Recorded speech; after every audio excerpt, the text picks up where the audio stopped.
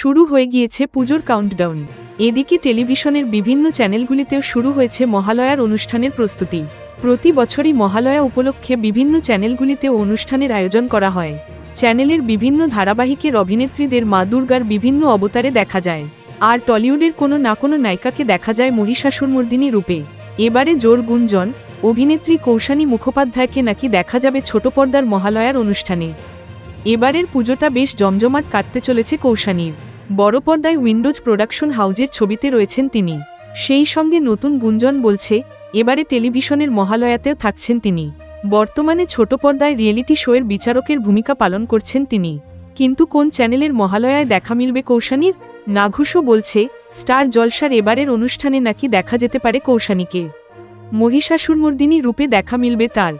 যদিও এই গুঞ্জন নিয়ে অভিনেত্রী বা চ্যানেল কর্তৃপক্ষ কোনো মন্তব্য করেনি এখনও পর্যন্ত। তবে সূত্রের খবর, চ্যানেলের সঙ্গে নাকি প্রাথমিকভাবে কথা হয়েছে কৌশানীর, কিন্তু এখনও কোনো কিছুই চূড়ান্ত হয়নি। কৌশানী বর্তমানে জি বাংলার বাংলা ডান্স শোতে বিচারক হিসেবে রয়েছেন। পাশাপাশি ছবির শুটিং সামলে মহালয়ার অনুষ্ঠানে তিনি থাকতে পারবেন কিনা তা এখনও নিশ্চিত হয়নি। এ বিষয়ে কোনো মন্তব্য করেননি অভিনেত্রী। এদিকে কিছুদিন আগেই শোনা গিয়েছিল গত কয়েক বছরের মতো এবারও জলসার মহালয়ার অনুষ্ঠানে অভিনেত্রী কোয়েল মল্লিককেই দেখা যাবে মা দুর্গা রূপে। মহিষাসুরমর্দিনী অনুষ্ঠানে তাকে দুর্গা রূপে বেশ পছন্দ করেন দর্শকরা। তাই এবছরও কোয়েলকেই দুর্গা রূপে দেখার সম্ভাবনা রয়েছে বলে মনে করছেন দর্শকদের একাংশ।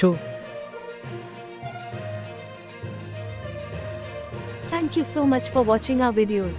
Please do like, share and subscribe our channel.